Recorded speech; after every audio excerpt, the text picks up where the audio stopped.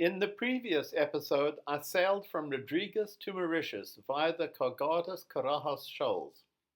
This video is the first part of my 14-day passage to Richards Bay in South Africa. This promised to be one of the most complicated passages of my circumnavigation because the weather forecast would only be reliable to about the bottom of Madagascar. And from there we would have to deal with whatever happened, with few possibilities for refuge.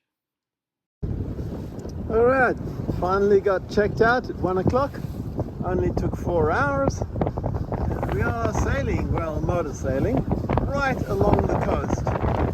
The reason is, it seems to be a strong sea breeze. And well, before I go around, there's Lemoorn. Get there in 3 more hours just after sunset, and that's the end of Mauritius. The sea breeze was being generated by extremely hot conditions inland, leading to convective rising of the air, sucking in the relatively cool ocean air, an unpredicted local effect. Here is our track, barely staying off the coast in this sea breeze, until we came to the opening between the main island and the mountain at Lemoorn, where suddenly the southerly trade winds arrived and I tacked and headed offshore. And here is the gap north of Lemoorn. We were now back in the busy shipping route from South Africa to the Malacca Straits that runs past Mauritius and Réunion, and which would plague us till we rounded the bottom of Madagascar, dealing with ships all night and the next day. And it's the next day, Tuesday the 29th. Had a really nice night sail, not fast but very gentle. Great way to start the passage. And today is simply spectacular. We are sailing at 5 to 7 knots, and almost flat seas because this is new wind, only started last night, or at least reached here last night. Almost no swell, no waves. And so we have full sail set, including around the corner there, the storm sail, staysail. And the main, amazingly, is still holding on. You can see from the index we are on a beam reach. And we're going to pass Réunion this afternoon, or at least late, probably around sunset we'll pass Réunion. But just look at the sea and the sky and the clouds. Damn, it's beautiful. Now it's 2 o'clock in the afternoon and we are passing the island of Réunion. It's got a nice big blanket of cloud on it. And there's the top of Réunion sticking out. Yes, 10,000 feet high. Big one. Our encounters with shipping continued the next night and day, becoming a bit exhausting. It's Wednesday the 30th of November, and despite the banging sails behind me, we have had an absolutely glorious sail. It was an easy sail through the night. Then we had a squall at midnight, and that introduced the strong breeze and took us all the way through the morning. It's lunchtime now, and we still have enough breeze. We've got full main, full jib, full storm sail, and we're doing 5, 6, 7 knots in the gusts. I just wish that this would continue all the way, but no such luck. We're on the backside of a high pressure moving east underneath us. So this wind is going to turn north and become lighter. So we may have some motoring in our future. But anyway, this weekend we'll reach the bottom of Madagascar and then we'll see what that brings. The strangest encounter with a ship was the one directly in front of us on the AIS screen here. It was doing 1 to 2 knots in the middle of the night, which seemed very strange, and we were headed straight for it. So I called them up to find out what was going on. This ship is lying a hull and drifting to adjust its ETA. And our course was right on it. We would have T-boned it and we would have absolutely destroyed us. We're doing 5, 6, 7 knots. They wouldn't even have noticed. But AIS, which you can hear alarming, did warn us well ahead of time. I called them up to check what was going on. The two red lights, one above the other, on the superstructure indicates a ship not under command, which is a slightly strange way to put it. The next day, our shipping density continued. I do not transmit AIS, so they cannot see me, and if there is a possibility of a collision, I call them up and come to an agreement about how we will pass each other. I was lucky to catch this relatively small yellowfin tuna, which are better tasting than some of the other small tunas, like skipjacks. Almost all my earlier fish catches had been on small squid lures and hand lines like this, a combination I use almost exclusively now. Here is the PredictWind view of our winds, by now turning almost north as the first weather system, a high pressure zone below us, moved off to the east. So our track now was due south, exactly as I had planned, given the forecast weather halfway to the southern tip of Madagascar. Now it's Thursday the 31st of November. Just one more month left in the year. Pretty amazing. We've had a pretty good day of sailing. One big squall that wasn't too intense by the time it got to us. I had to hand steer through that. But otherwise, been sailing with full sail all day. And you can see it's not that strong. Very few white caps, maybe 12 knots. My flags are barely flying here. But we're doing 5 to 6, which is perfectly fine. It's a brief period before the squall where we got below 5, and I had to put the again just to stay at 5 knots above. And we are in the middle of the shipping lanes. It's a huge container ship that's 4 miles away, called Speed. In fact, it's doing 19 knots to our 5-6. There are 5 other vessels on the AIS screen this afternoon, so tonight could be quite interesting in terms of disruptions and AIS alarms. Anyway, it's what it is. And the ships just kept coming, day after day. And now we have Costco shipping, some sort of bulk carrier, fully loaded, from China. And yeah, in fact, Yangfeng Zoo is its name. And it's only 2 miles away. So it's setting off my alarm big time. You might be able to hear it in the background. And still more, and all through the night. Oh, it's Friday the 1st of November, and what a magic carpet ride. I mean, it's not fast, but wow. Just the first reef in the main. Just a couple of turns on the jib to stop it snapping too badly when it backs and fills. And we have been wing on wing all night. All thanks to the amazing steering ability of the Pacific Wind Pilot. It's incredible. Look at this. We roll like crazy. The waves are admittedly small, but nevertheless, they just catch us slightly one way or the other, and we start rolling, and this baby brings us back eventually, every time. We never once broached or headed up.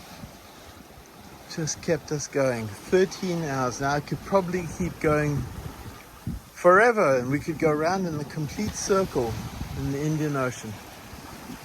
Amazing. And meanwhile, over on this side, we have the sunrise. Yay! 1:30. Easy morning. Another day, another month. We will, one way or another, be in Richards Bay, or Durban, or West London,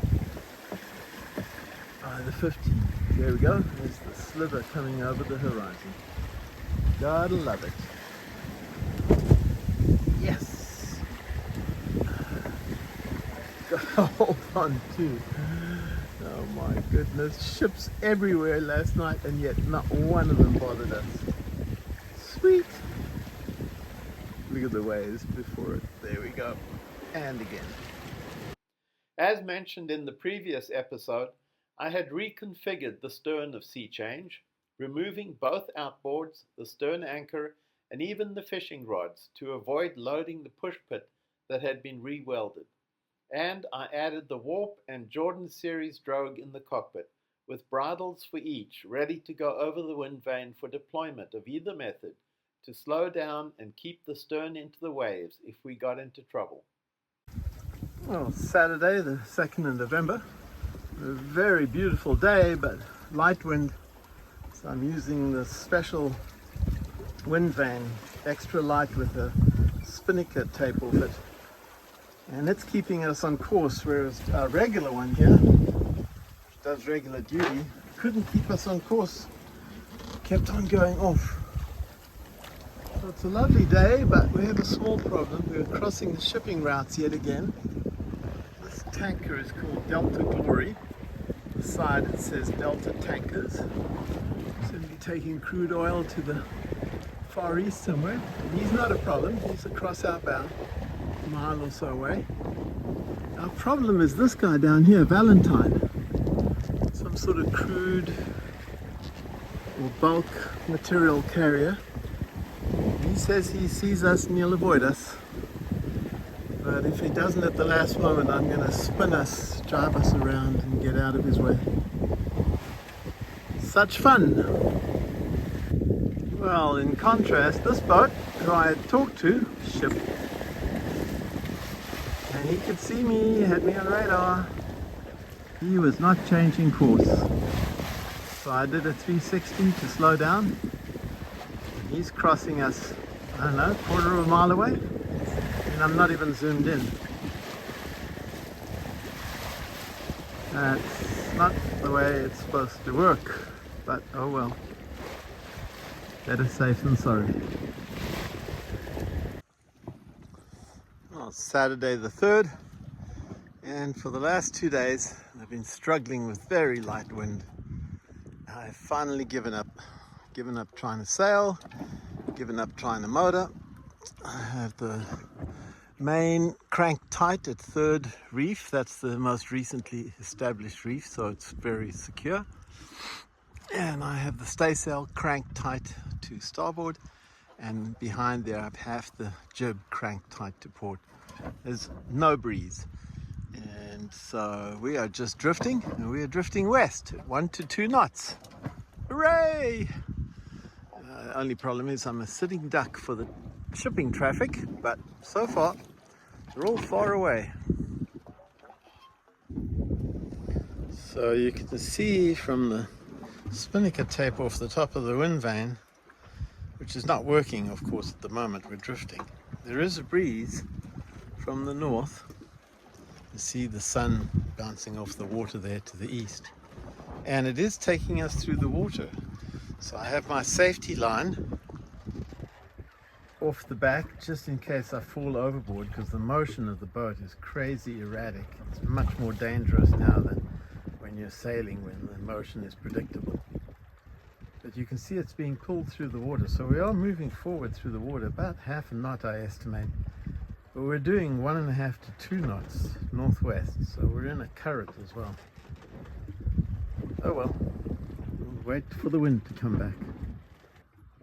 Here's my GPS track on the iPad. Somebody just called Amelia on the VHF. And you can see we're drifting at 1 to 2 knots here. Headed slightly north of west. Yeah. I have no idea how much current there is really. Half of this is probably us actually sailing. So this is what it looks like when you're in the shipping lanes. Holy moly, it's like you're under fire. And my blooming GPS in this stupid ICOM VHF AIS receiver. There we go. Finally figured out which direction I'm going. Yeah.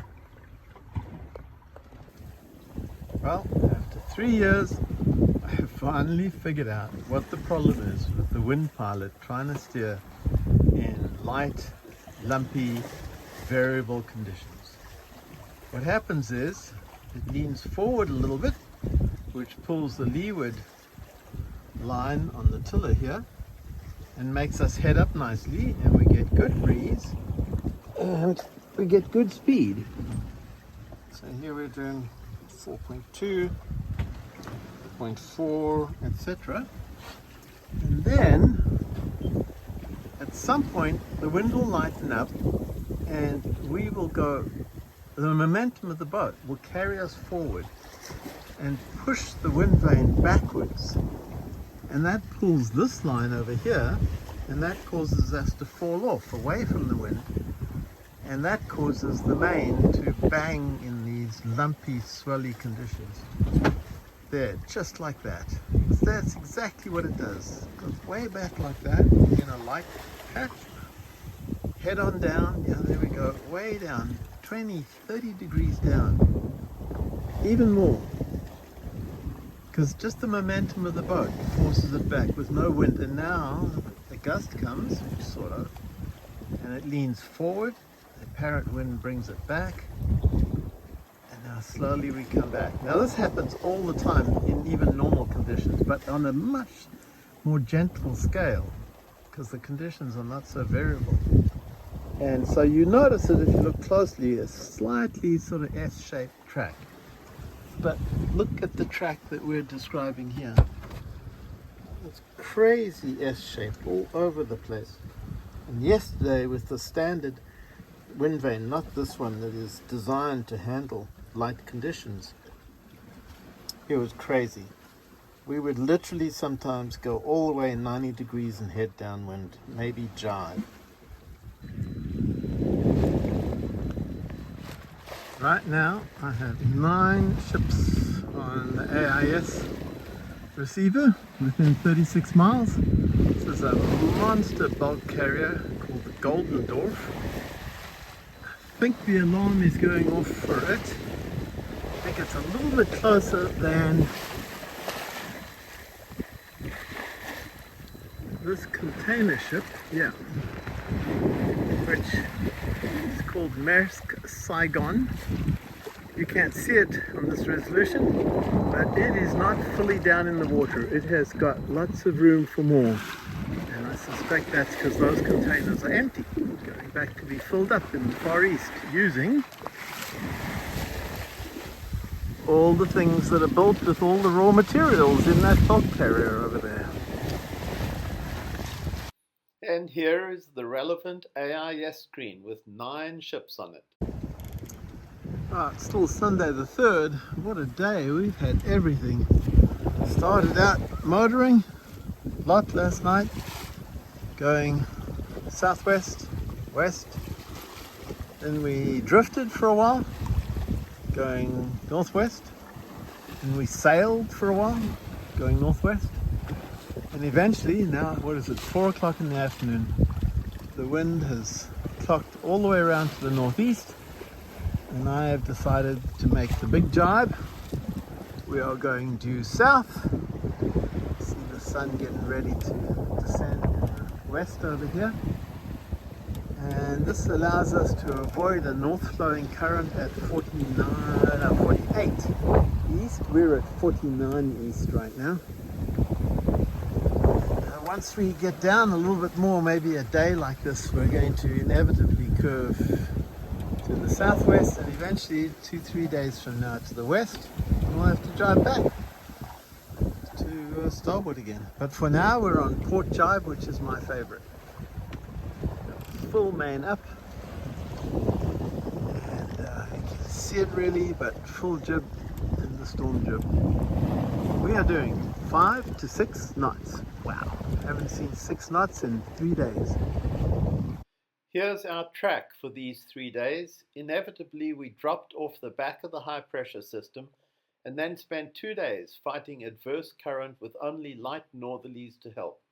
A combination of motor sailing, motoring, and eventually just drifting eventually got us across into the next system.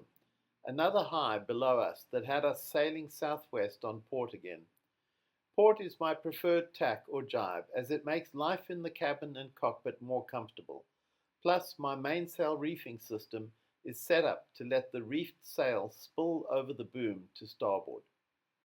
By dawn the next day, we were fully into the strong winds of this second system, charging straight south below Madagascar, with splashes onto the deck.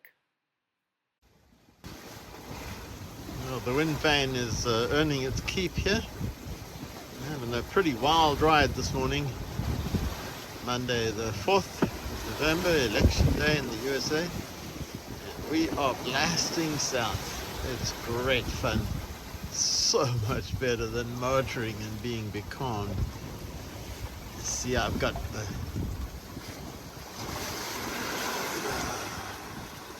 tiller tied quite tightly to the chain that leads from the wind pilot. It's getting worn and jumping off. But we are hauling the mail. Here you can see the anti-clockwise rotation around the next high-pressure system below us, giving us northeast winds at the moment for a course straight south. The other two tracks north of us are a pair of large Outremer catamarans called Inky Blue and Akaroa, which easily sustain 10 knots and simply charge through the acceleration zone below Madagascar, which I was avoiding. And now it's midday, November the 4th, and it is glorious, glorious, I tell you. Hey, there's a shearwater whipping along. Trouble Reef Main, and the full German storm jib. And we have been doing 5 to 8 knots all day long. Oh, it's just so utterly lovely. Could not ask for more. Although, in 2 days' time, I'm going to get a whole lot more by the forecast. It's going to get red on the screen. That means we'll be down to just the storm jib, or maybe just a sliver of the jib. Oh well, as Ollie the wind hippie would say, that's future Hugh's problem. Today is glorious. In the next episode, I experienced the predicted strong conditions overnight and endless shipping to avoid as we sailed due west past the bottom of Madagascar towards South Africa.